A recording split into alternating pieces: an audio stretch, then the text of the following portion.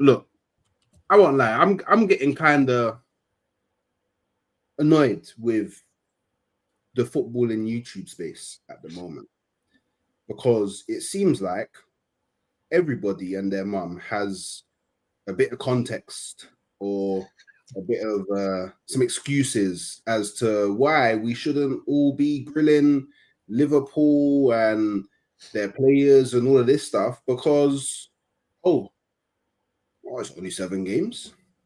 It's only 7 games.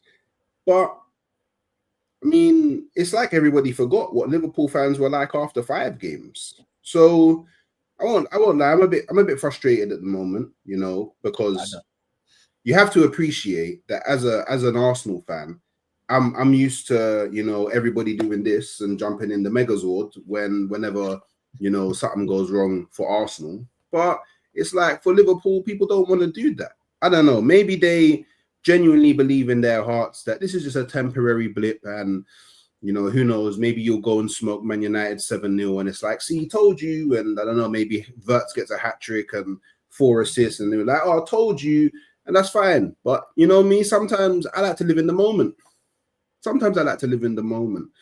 And it's just a shame that a lot of people don't want to live in the moment with me. But hey, that's fine.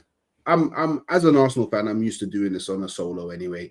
So yeah, I mean it's Slot looking good at the moment. I think we can all agree it's Slot looking good, yeah.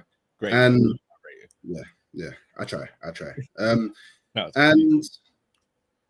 there's a wider discussion we can go into, but I guess first and foremost, like what is your actual stance as it currently stands? What about Slot? Well, no, about Liverpool. I think there's a culmination of things. I think Slot is getting things massively wrong at the moment, and also players are underperforming. And I know that's the simplistic thing to say, but I think that's where it is. And if Slot starts getting it tactically right, I think some of the players improve. And if the players improve, we start winning games more comfortably. And then you build momentum, then you build more cohesion, confidence, and all those things. So I hate to put it all at the manager's feet, and I don't think I am, but I think the moment Slot gets it right or gets it better, then I think our fortunes change for the better. And the reason I say that is because we could probably count on our hand how many players have actually been good so far. And I'd probably say Alisson Becker. And when your goalkeeper has been one of your best players this season, that's probably a bit of a concern, especially with how busy he's been. I think Van Dijk's been good. Szoboszlai, Gravenberch, and Ekitike. If I'm not missing any, and that's 5 players who I'd say have been 7 or more out of 10 this season. Out of a 25-man squad, if you've got 5, that's very. Oh, sorry. Big up to KJ, Chiesa as well, but Chiesa's barely played, and again, that's on Slot as well, in my opinion. So if you're looking at 5 or 6 players out of a 25-man squad who have played well, then for me, there's a common denominator there. If you're looking, let's say, out of 25 players, or let's say out of a starting 11, only 3 players weren't playing well, then I think you could look at those 3 players individually. But when you're looking at a starting 11, you only see maybe 2 players out of that team playing well. I think you've got to look at the tactics and look at the setup of the team and why things are happening. And one of the things I loved most about Slot last season was his ruthlessness. He was ruthless with Trent, who we hadn't seen that before. He was ruthless with Kwanzaa in the first game of the season. He was ruthless with other players. Now I think he's taking the coward's way out with certain decisions he's making. So I think it's easier for him to say, I'm not going to substitute out Grav or Szoboszlai, but instead I'm going to move them into defence and then I'm going to put these players on. He said that he moved Gravenberch into defence because Konate was getting a lot of the ball and he wanted someone to basically progress the ball better than what Konate does. We've got Joe Gomez on the bench. And I'm not even sitting there saying Joe Gomez is the be-all and end-all. But I think as Liverpool fans, one thing we can all agree on is Joe Gomez is good on the ball. Joe Gomez can pass progressively and he can pass through the lines. So if you've got him on the bench, so what we're doing, and then you take off Conor Bradley because he's on a yellow card and continuing to make silly mistakes at half time, guess what? We've got Frimpong on the bench who you brought in as a right back and you put Szoboszlai there, who's been arguably our best centre midfielder this season, and you take out arguably our second best centre midfielder in Gravenberch and move him into defence as well. Then we're 1-1, chasing a winner, and you bring on Wataru Endo. I mean, I don't know if managers get drug tested, but I think that's a that's a sign, if you ask me. Someone's smoking some stuff if you're bringing on Endo to try and win a game. And then you look at Salah and Gakpo, bro, just ain't offering nothing at the moment. Just to quickly on the Endo thing, yeah. Do you not think that him bringing on Endo is a sign that he was happy to keep the game at 1-1? It's a very big coincidence.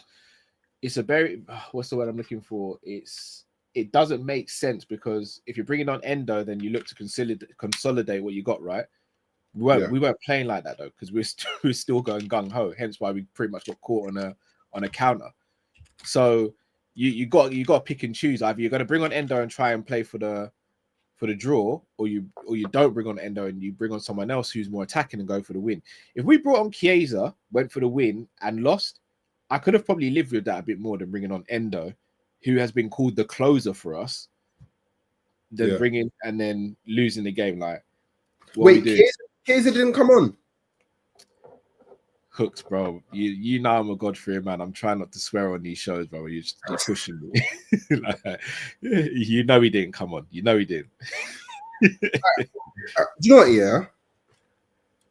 What is Slot's beef with Chiesa? It does feel like it. Do you know? From an outsider looking in, it does feel like he just doesn't like the player, and I don't know. Maybe it annoys him that whenever he does come on, he's doing well, because that kind of goes against him actually wanting. I don't know. It just feels like he doesn't want to play him. Like even the fact, yeah, and I don't know. Maybe there was some technical reason why it happened, but even the fact that he wasn't originally called up as part of the Champions League squad, I thought that was a bit weird. Crazy. Yeah, I thought that was that. To me, I thought that was whoa. Like, why would you not? Like, do you know what I mean? Like, it's like one of them ones. Why would you not? So, I don't know. Like, and the thing is, it didn't feel like you was actively trying to sell him in the summer. No. So now I'm confused. I don't know if Liverpool fans are confused, but now I'm confused because we're confused, bro. We're confused. Like, you didn't actively try to sell him, but you're actively not playing him. So do you want him? Do you not want him? Do you know what I mean? Because if you don't want him, like, that could be someone else in the squad that you do want that can come on and impact games and maybe, you know, rotate a bit. And because of it, do you know, at the moment, yeah. All right, cool. I'll try my best to take off my troll hat and my tribalism hat and all of that. Yeah.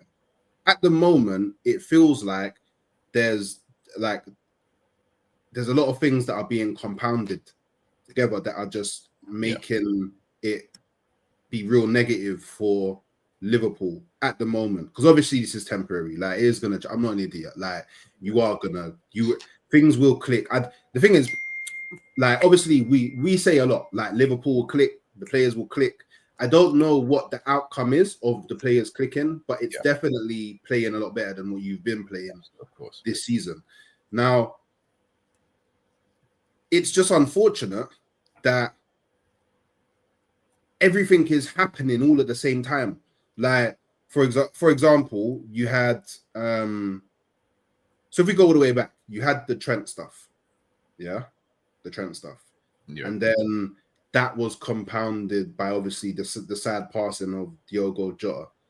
And then obviously now I guess you could kind of say it's been compounded again by keeping Chiesa out of the Champions League squad, which then probably ruffles a few feathers inside the cap, because I would assume that there's players that really like Chiesa. Chiesa himself would be annoyed. So it's like, cool, you're ruffling more feathers. Then it gets compounded again by the fact that Wirtz hasn't started off in the way that probably a lot of people envisaged him starting off, innit? Not saying he won't get better, but it just is what it is. I mean, even before that, you could say it was compounded by the fact that it took you guys so long to secure Isak, which means that he didn't have a preseason. And then now he as well through the door. And didn't get Gahey. Like, it just feels like there's a lot of things that are compounding together that are negative that may be translating into why you haven't started this season as well. I say as well as you would have liked, in it, because obviously you're only 1 point off first place, in it. But at this moment, I'm purely talking about performance, because even though you guys didn't want to address it at the time, I was consistently saying, you man look poor. Like, you man don't look. I even said it. Like, I'm pretty sure I said it to you. Like, it's one of the first times in my life I've had to go to Anfield, but I was calm before going to Anfield. I wasn't worried, or I didn't feel like I was gonna get smoked. Obviously, in the end, we lost to the free kick is what it is. But like, I'm now thinking Manchester United are probably looking at the game that they have next with you, and they're going, "Ooh, like there may be something in that." Yeah, like it's like they haven't won there in 10 years, going on 11. So it's like, cool. We don't usually win there, but ooh, man, it's looking kind of shaky at the moment over at Liverpool. So maybe we can get something. But this is the thing, like, Manchester United fans shouldn't be able to think that way. And that's kind of how it's gone the other way for Liverpool. So I think it has to be do you know what? Yeah, I can't remember who it was. Someone said it to me. I can't remember who it was. Someone said it, but what's going on now at Liverpool at the moment? Yeah, it's kind of similar to the PSG. Yeah, I said that scenario. It was you. Yeah, the PSG scenario. Yeah. It's very similar to the PSG, the Messi, Neymar. Oh, Mbappe. Sorry, no, I'm not saying that PSG. I'm talking about PSG last season. No. So I'm talking about, so like someone said this, like, it's similar to, like, with the way that you've got so many different stars. It's like you've gone from being a team that's like we build to a team that's like full of Galacticos, obviously to a degree, in it. So shall I tell you why I disagree with that though, bro? Because Messi, Neymar, and Mbappe, obviously phenomenal footballers. But you wouldn't look at any of those and say, they're hard workers, or they're guys that are going to sacrifice for the team. Wirtz, Gakpo, they will do that. Like, Isak will do that. Salah he won't do that at this stage of his career. And Slot's even come out, and Salah's come out and said that his job isn't to be tracking back and all that. But that's a separate conversation, because right back is left exposed a lot of the time because of that. Szoboszlai runs for everyone. Gravenberch is selfless. So I don't understand. Like, in terms of pricing, yes, Isak and Wirtz, they're Galacticos in terms of pricing, but in terms of actual ego, neither of them have the ego of an Mbappe, a Neymar, or a Messi, because they can't, because they're not on those levels in the game. But they have the price tags. But but I mean ego in the sense of, like, all right, cool. You've just gone and splashed on Wirtz. Yeah. So to Wirtz, yeah, I'm the main man. Like, they've just gone out and spent all this. I'm the main man. Like, in his mind, he's probably, yeah, cool. I'm being brought in to be the difference maker. I'm the guy that Liverpool decided that they're gonna splash the cash on for me to be the difference maker. So sorry to cut you again. That's what I don't think. I think the opposite's happening. I want Wirtz to think like that.